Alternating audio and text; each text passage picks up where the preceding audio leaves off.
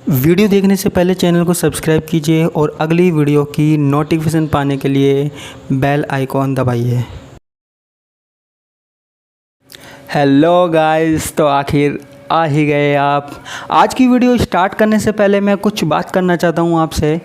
मेरे चैनल ने 100 subscriber complete कर लिए हैं और मैं आज आपसे एक वादा करता हूँ कि मेरी हर वीडियो पहले से ज़्यादा अच्छी होगी।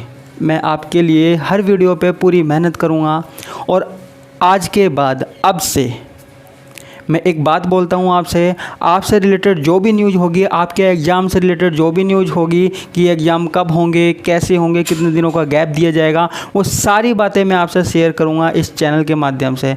तो अगर आप भी इन सारी बातों के माध्यम से अपडेट रहना चाहते हैं तो मेरे चैनल पे आइए और मेरे चैनल से जुड़िए और मुझे सब्सक्राइब कीजिए और मेरे चैनल को ज़्यादा से ज़्यादा शेयर कीजिए। और आने वाले टाइम में हो सकता है मैं कंपटीशन क्लासेज भी स्टार्ट कर दूँ जिसका फ़ायदा आपको मिले। तो अगर आप चाहते हैं कि मैं ऐसे ही वीडियो बनाता रहूं और आप वीडियो देखते रहें तो मेरे चैनल को ज़्यादा से ज़्यादा सब्सक्राइब कीजिए, शेयर कीजिए और जो बेल आइकॉन दिख रहा है उसको दबाइए ताकि हर आने वाली वीडियो की अपडेट आपको मिलती रहे। ओके, धन्यवाद। तो आज की वीडियो स्टार्ट करते हैं। चलिए आज की क्लास शुरू करते हैं। आज का जो टॉपिक है वो है बंधन ऊर्जा व द्रव्यमान क्षति। देखो, नाभिकीय रसायन में बात कर रहे हैं हम इसकी। अब देखो, ये बंधन ऊर्जा और द्रव्यमान क्षति होती क्या है। देखो, सबसे पहले बात मैं करता हूँ द्रव्यमान क्षति की। देखो, अगर हमसे पूछा जाए कि किसी परमाणु का द्रव्यमान क्या होता है तो हम कहेंगे या आप कहोगे कि जो परमाणु का द्रव्यमान होता है उसमें उपस्थित प्रोटॉन, न्यूट्रॉन और इलेक्ट्रॉनों की संख्या होती है। जितने भी प्रोटॉन हैं, न्यूट्रॉन हैं, इलेक्ट्रॉन हैं, उनका जो द्रव्यमान है उनका योग कर लीजिए तो आपके पास क्या निकल के आएगा? टोटल द्रव्यमान निकल के आएगा, टोटल मास निकल के आएगा। अब देखो, किसी भी परमाणु में या किसी भी नाभिक की द्रव्यमान संख्या क्या होती है? द्रव्यमान संख्या की बात करते हैं। द्रव्यमान संख्या, देखो किसी भी परमाणु की द्रव्यमान संख्या क्या होती है? प्रोटॉन की संख्या प्लस न्यूट्रॉन की संख्या। नाभिक में जो भी कण होते हैं, कौन कौन से? प्रोटॉन और न्यूट्रॉन। प्रोटॉन प्लस न्यूट्रॉन की संख्या क्या कहलाती है हमारे पास? द्रव्यमान संख्या कहलाती है। और अब देखो, प्रोटॉन की संख्या कितनी होती है किसी नाभिक में? जितना उसका परमाणु क्रमांक होता है। परमाणु क्रमांक को हम किस से लिखते हैं? जेड से लिखते हैं। तो यहाँ पे हमने क्या लिख दिया? जेड लिख दिया। यानी कि हमारे पास जितना भी हमारे पास परमाणु क्रमांक है, जितनी भी परमाणु क्रमांक है, संख्या है, उसको द्रव्यमान से गुना कर लो तो हमारे पास टोटल द्रव्यमान निकल आएगा। किसका? प्रोटॉन का। इलेक्ट्रॉन का द्रव्यमान निकालना है तो हम क्या करेंगे? जितने भी इलेक्ट्रॉन हैं, आपको पता है किसी उदासीन परमाणु में कितने इलेक्ट्रॉन होते हैं? जितनी उसकी परमाणु संख्या होती है। तो यहाँ पे भी हम क्या लिख देते हैं? जेड लिख देते हैं। अब बात ये आती है न्यूट्रॉन की संख्या। देखो, न्यूट्रॉन की संख्या क्या होती है? न्यूट्रॉन की संख्या निकालने के लिए हम क्या करते हैं कि न्यूट्रॉन की संख्या अगर हमको निकालनी है तो हम क्या करते हैं बच्चों? जो हमारे पास टोटल द्रव्यमान संख्या है, जो हमारे पास द्रव्यमान संख्या है, द्रव्यमान संख्या क्या है? प्रोटॉन प्लस न्यूट्रॉन की संख्या। उसमें से हम क्या घटा लेते हैं? प्रोटॉन की संख्या घटा लेते हैं। प्रोटॉन की संख्या या फिर परमाणु क्रमांक घटा लीजिए तो हमारे पास क्या निकल के आएगा? प्रोटॉन की संख्या निकल के आएगी। तो यहाँ पे जेड द्रव्यमान संख्या, टोटल द्रव्यमान संख्या को हम क्या लिख सकते हैं? ए माइनस जेड। तो यहाँ पे मैं क्या लिख सकता हूँ? यहाँ पे ए माइनस जेड। तो अगर हमें किसी परमाणु का द्रव्यमान निकालना है तो प्रोटॉन की संख्या लीजिए, न्यूट्रॉन की संख्या लीजिए और इलेक्ट्रॉन की भी संख्या लीजिए और तीनों के द्रव्यमान को आपस में योग कर दीजिए तो आपके पास क्या निकल के आएगा? टोटल द्रव्यमान निकल के आएगा। लेकिन हम यहाँ पे इसकी बात क्यों कर रहे हैं?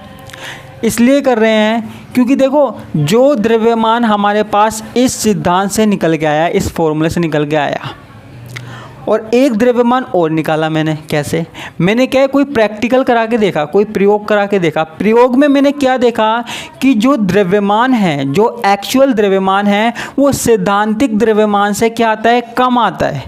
जो द्रव्यमान आता है वो किससे कम आता है, सैद्धांतिक से कम आता है। यानी कि मैंने क्या किया, कोई प्रयोग करवाया तो प्रयोग में मैंने क्या देखा कि जो हमारे पास सैद्धांतिक मान है वो ज़्यादा है और प्रायोगिक मान क्या है, वो कम है। प्रायोगिक मान क्या है, कम आया। तो जो ये मान में डिफरेंस है ना, जो ये वैल्यू में डिफरेंस है, इसी को ही हम क्या बोल रहे हैं, द्रव्यमान क्षति बोल रहे हैं। क्या बोल रहे हैं बच्चों, द्रव्यमान क्षति बोल रहे हैं।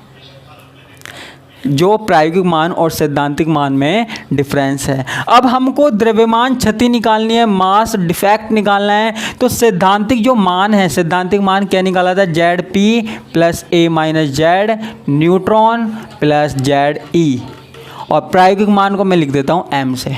तो सैद्धांतिक मान में से प्रायोगिक मान घटा लीजिए तो आपके पास द्रव्यमान क्षति निकल के आ जाएगी। ये हमारे पास बात किसकी हुई, द्रव्यमान क्षति की। अब मैं बात कर रहा हूँ बंधन ऊर्जा की।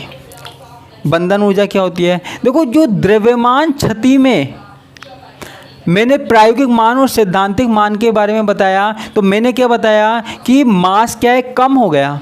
तो वो मास गया कहाँ, वो द्रव्यमान गया कहाँ, मैं बताता हूँ। वो द्रव्यमान प्रोटॉन और न्यूट्रॉन को आपस में जोड़ने के काम आ गया।